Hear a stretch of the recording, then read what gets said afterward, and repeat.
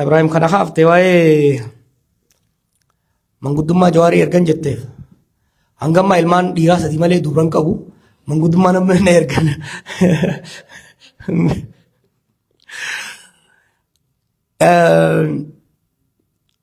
I'm trying not to answer it, yeah.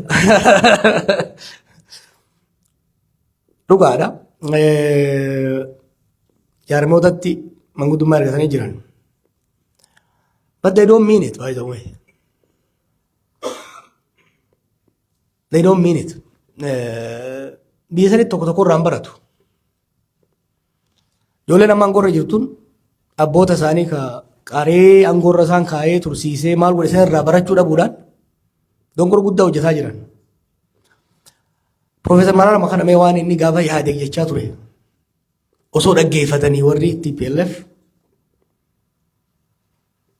balaan kun hundi isaaniif biyya kana irra ga'u ture. Waan amma dhiyoo kana dhufanii waywaatanii abaa'oo fi kaafaa'oon hoottaanii mari'annaa jedhaniiti manguddoota kana yaamanii manguddoonnis walitti dhufanii biyyarraa uummata walitti qabanii dubbiin tun dhufte gaafiin Oromoodhaa maali? Nagee akkamitti finna jedhanii mari'atan jidduu kana. Sarara hundaa'aniiti falli jiru. Oromiyaa irratti nagee fiduudhaaf lolli Oromiyaa keessaa marii waraana bilisummaa Oromootii fi mootummaatiin dhaabbachuu akka qabu.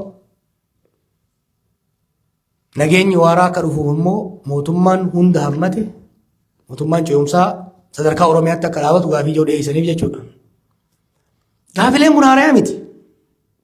Gaafa biyya gallirraa 2018 irraa kaafne akka dhuunfaattis akka gurmuuttis dhaabbileen kunis kanneen birootis gaafa gaaddisa hooggansa Oromoo jennee dhaabnees ejjennoon nuti qabaachaa turre kanu. Siyaasni Itoophiyaadhaa, siyaasni Oromiyaadhaa humnaan wal cabsuudhaan nageenyi, misoomni, dimokiraasiin dhufuu danda'u, aangoon hidda gaffageeffachuu danda'u hin jiru. Yaada jedhu tarkaanfachiisaa turre jechuudha. Didanii amma immoo waggaa gamaa gaman alululaman dhufanii waan kana deemu jiran. Akkuma ammaa isii jedhu dubbii bahan dhoor gangala dhoorkan malee.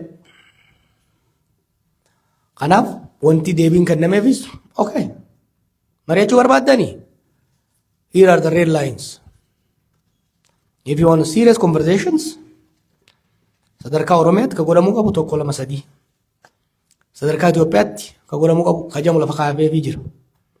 But we have to go beyond Oromia. Dhagayaa jarana. Biitii sun bikka cinaa tokkoon qoybanii cinaa tokko dhiisan hin jirtu. Kibba qoybitee kaabaan siyaasni amma bifa oofuu barbaadan tokko ni jira. Warri kaabaa kun nukka'e warri kaabaa kun silaa maaliin barbaadanii South Alliance uumuu qabna Oromoo keessaa fi saboota biraa wajjin wanni akkas jiru hin dalagu Itoophiyaa irraa keessatti. Biitii akka hubboo lafa baxra godhaniitti faffaca'aa jirti. Either we have to strive to bring comprehensive peace to all of Ethiopia or there shall be no peace anywhere in the country. The state is fragmented. The society is fragmented. Akka duritti Itoophiyaa dur zaman Haile Sillaasee zaman Dargii Eertiraan waggaa gubattu Goojjaan Baalee fi Wallagga nagaumaan jiraachuu danda'a. Harargeenii fi gammoojjiin Baalee waggaa gubatu kun nagaan jiraachuu danda'a. Amma akkasii miti. Amma lolli biyya hunda jira. Ibiddi qaama hunda keessa godhamu jira. Haala san keessatti Oromoo sossobatanii Oromoo walitti qabatanii ibidda naannoo Amaaraa itti shidaa deemnaan hin danda'amu. That was the assumption in 2018, 2019 when we said no. Gaafa lola Tigraay banuudhaa deeman hin ta'u. Lolli Tigraay kun qarqara fiixa san irratti banama isin fakkaata malee biyya guutuudha kasaarsa gaafa jennu dhaga'uu didanii. Then what? We end up $28 billion in the red. What? 1 million people and catastrophic collapse of our diplomacy. So now, gama Oromootiin paartiileen akka paartiitti waan dhiyeessantu jiru.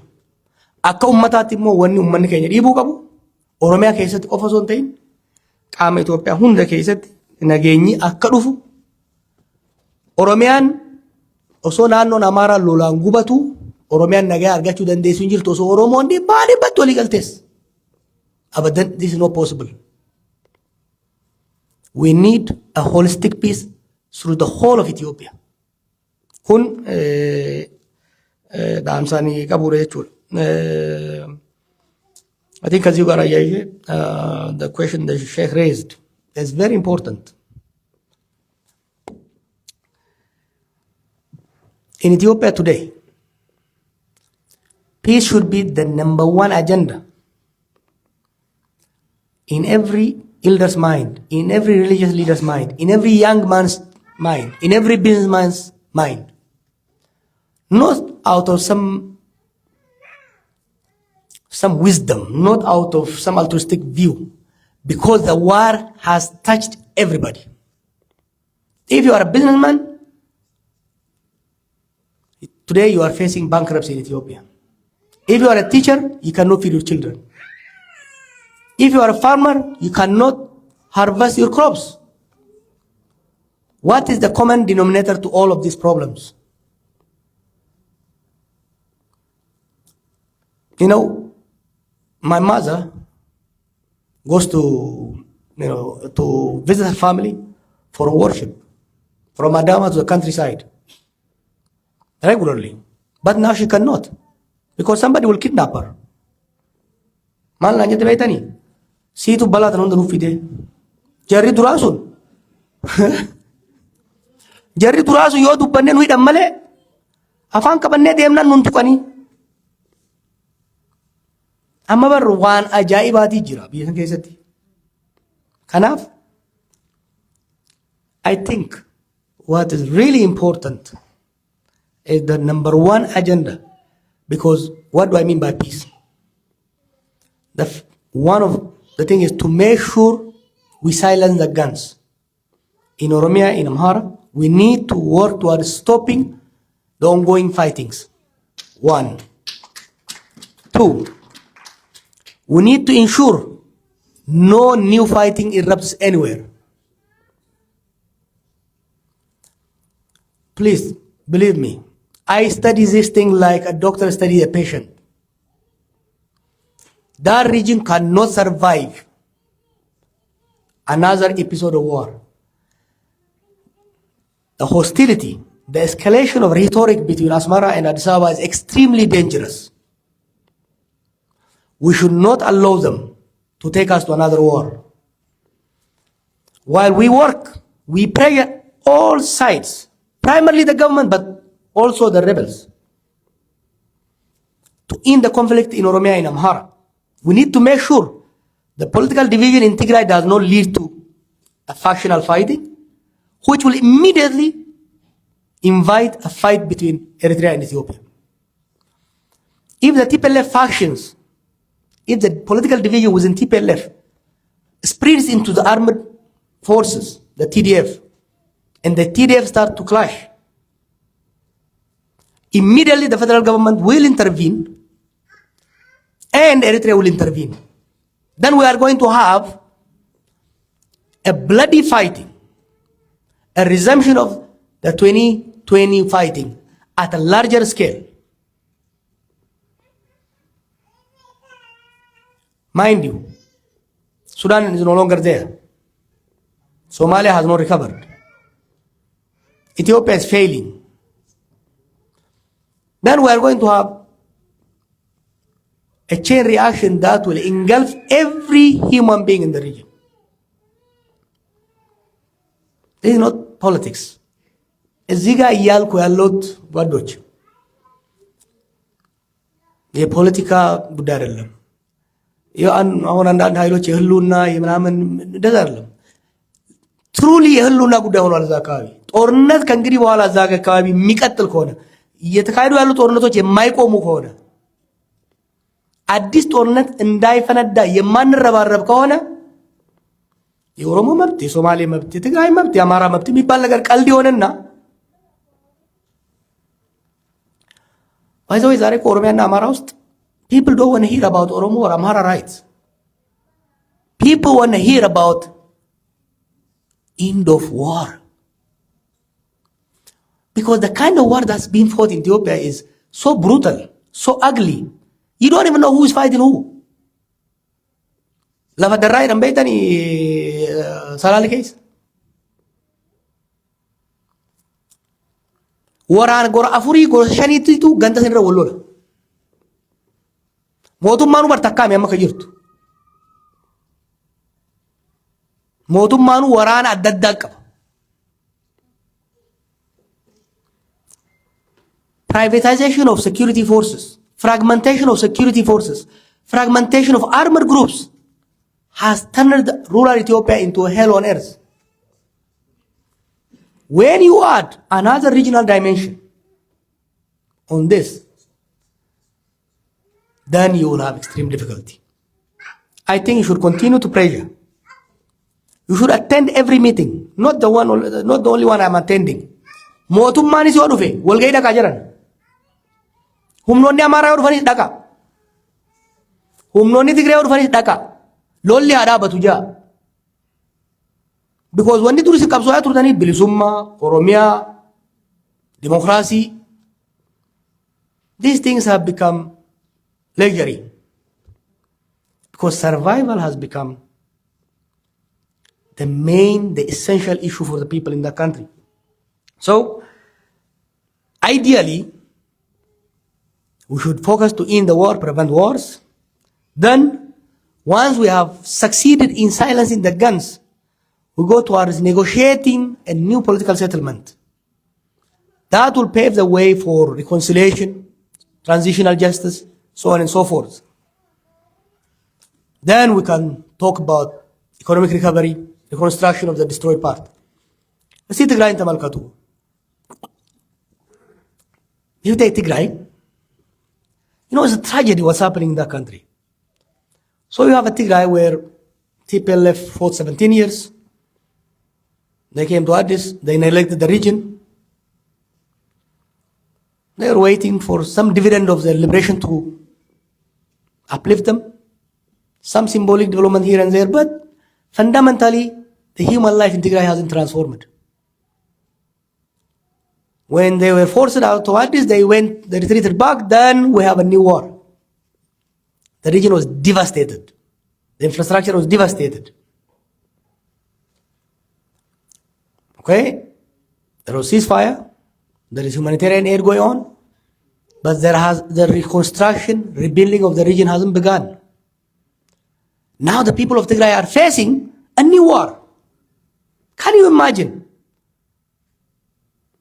Your house is burned, you are sitting under a tree, you are hoping to rebuild your house, then you start to see somebody is setting a new fire on the tree you are sitting under. That is the prospect of the people, what the people of Tigray are facing. And these people of Tigray are not residents of some far-flung island.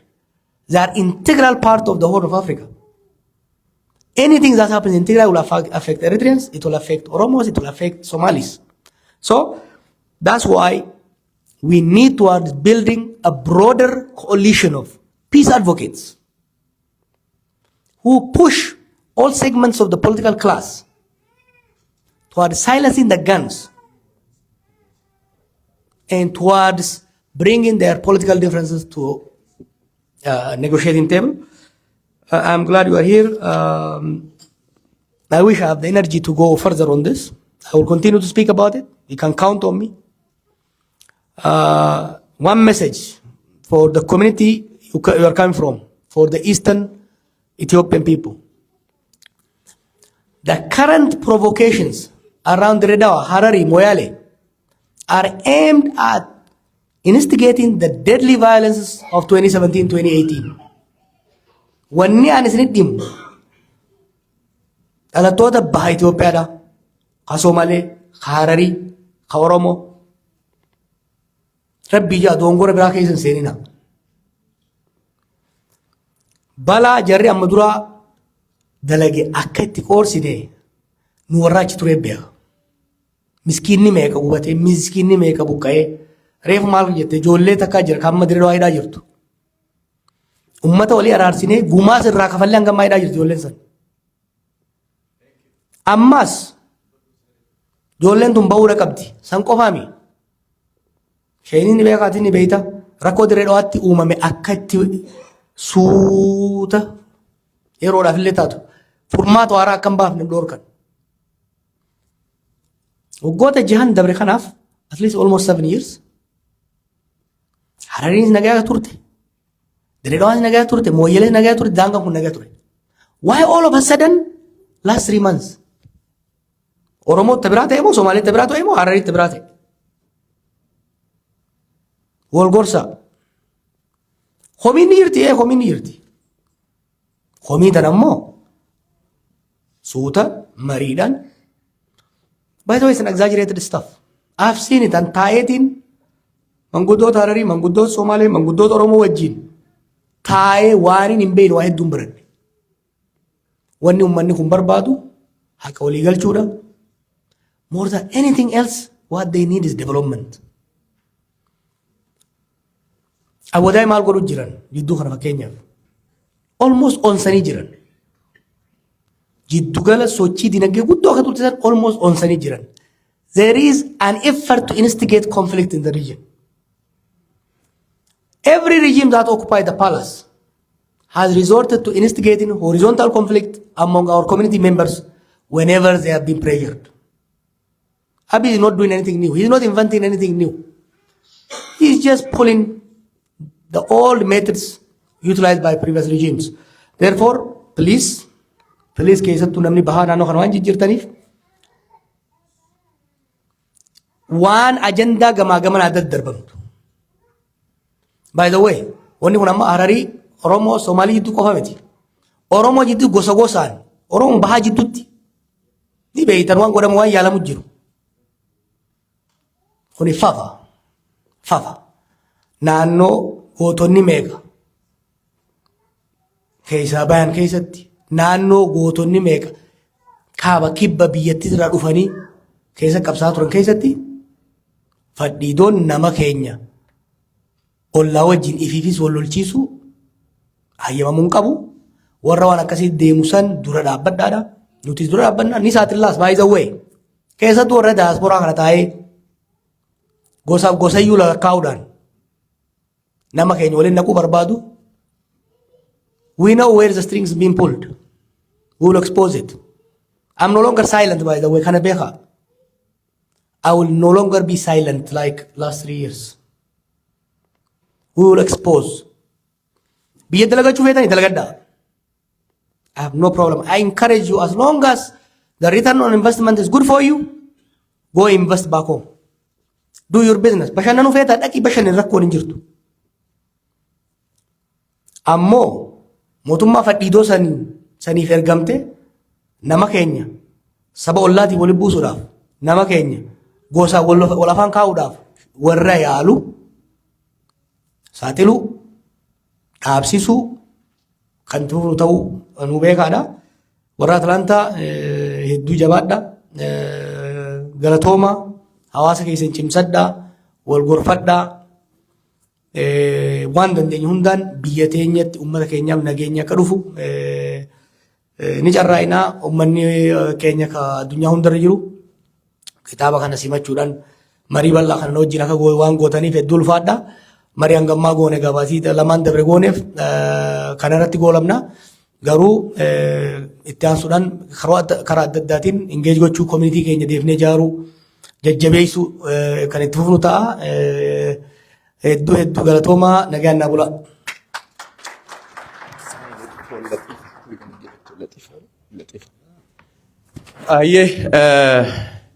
As the highest bidder akka maatittis waan guddaa godhaniif footoo kana mallatteessinee laxiifaadhaaf akka maatitti bifa badhaasaatiin kennina. Kanumaan xumurree jirra. Hedduu galatoomaa hundi keessanuu nagaan gara mana keessanitti gala.